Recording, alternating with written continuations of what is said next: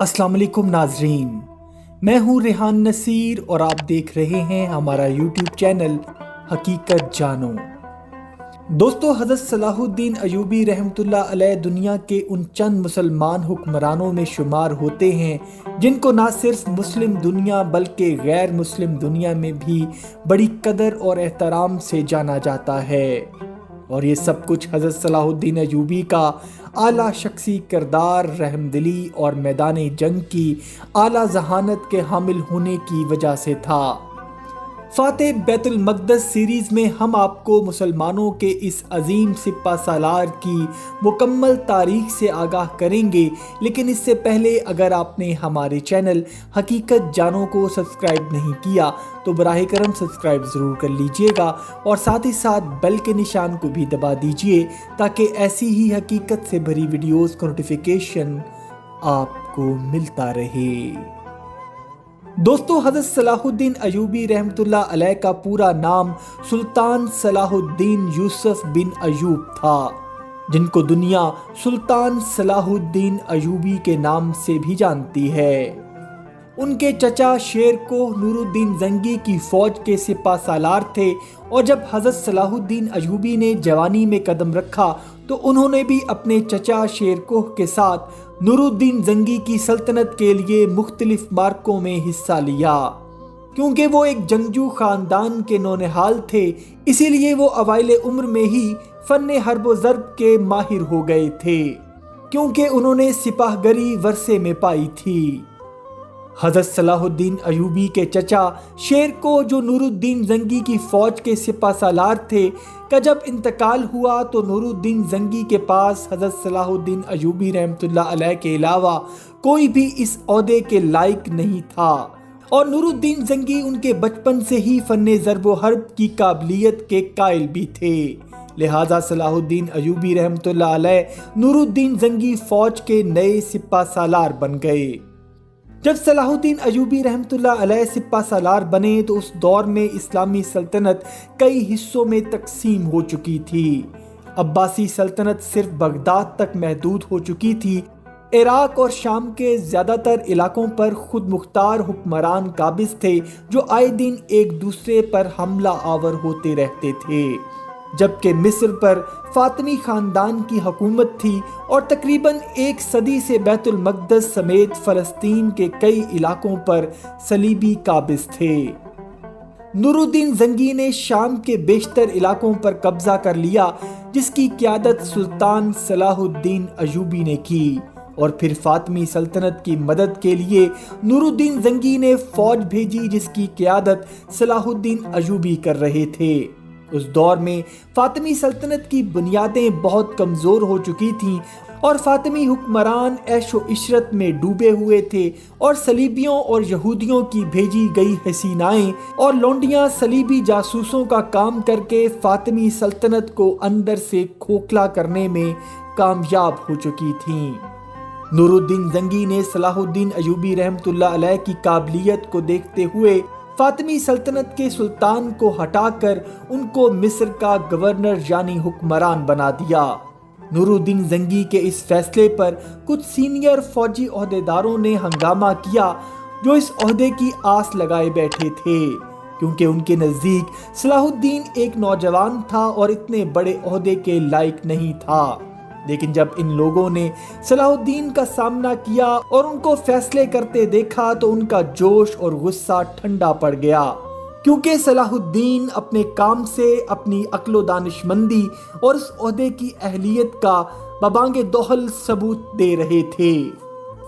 सलाहुद्दीन अयूबी रहमतुल्लाह अलैह फौजी नज़्म ज़ब्त के मामले में बहुत सख्त सिपा सालार साबित हुए।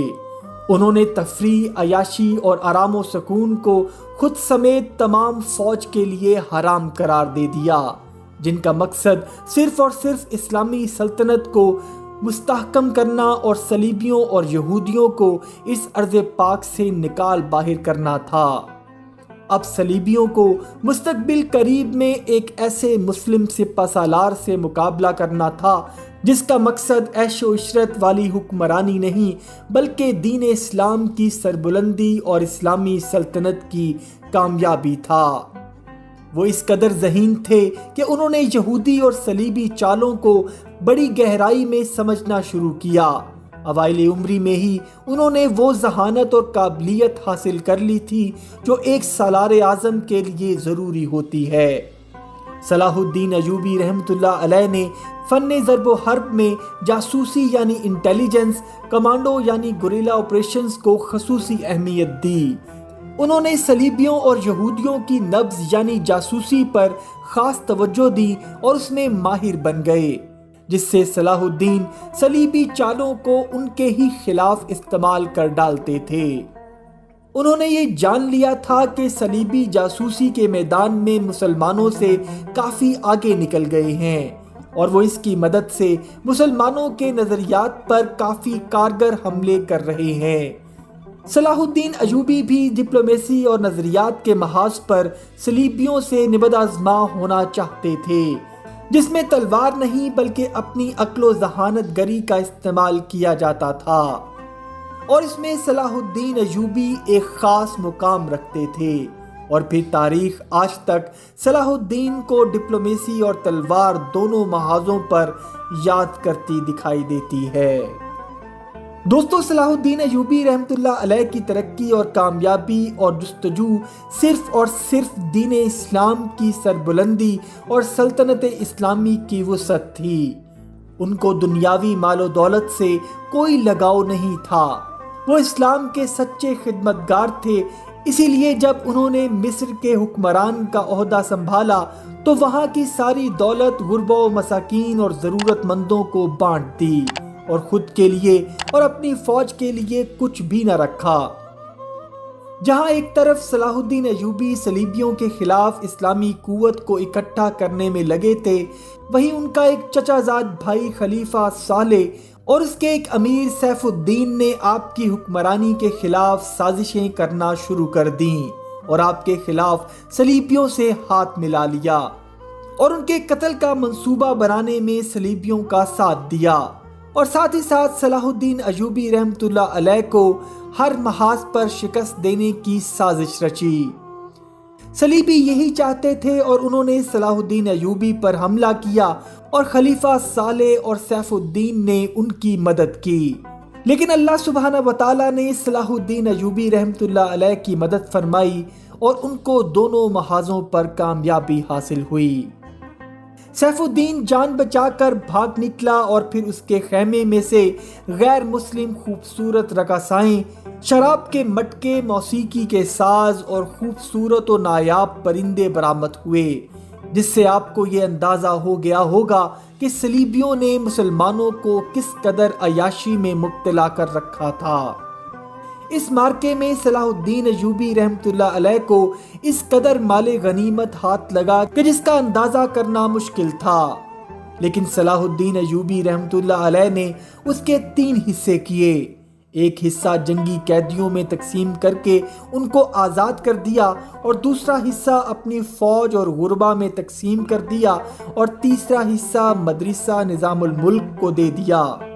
دوستو، مدرسہ نظام الملک ہی وہ مدرسہ تھا جہاں صلاح الدین ایوبی رحمۃ اللہ علیہ نے تعلیم حاصل کی۔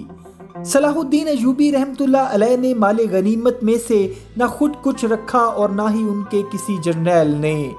آپ کی اس رحم دلی سے متاثر ہو کر قیدیوں کی ایک بڑی تعداد، جس میں اکثریت مسلمان تھی اور کچھ غیر مسلم، سب نے صلاح الدین کے ہاتھ پر بیعت کر لی اور ان کی فوج میں شامل ہو کر ان کی طرف سے لڑنے کا وعدہ کیا۔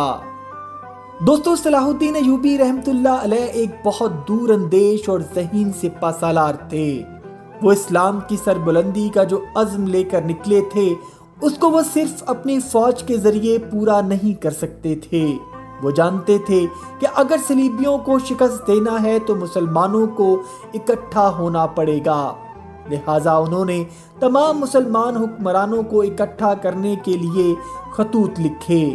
اور ان خطوط میں لکھے گئے الفاظ اس قدر اثردار تھے کہ صلاح الدین ایوبی رحمۃ اللہ علیہ اپنے مقصد میں کافی حد تک کامیاب رہے، اور ان خطوط کا آغاز انہوں نے سب سے پہلے اپنے ہی چچا زاد بھائی خلیفہ صالح اور اس کے امیر سیف الدین کو لکھ کر کیا۔ اس خط میں صلاح الدین ایوبی رحمۃ اللہ علیہ نے کیا لکھا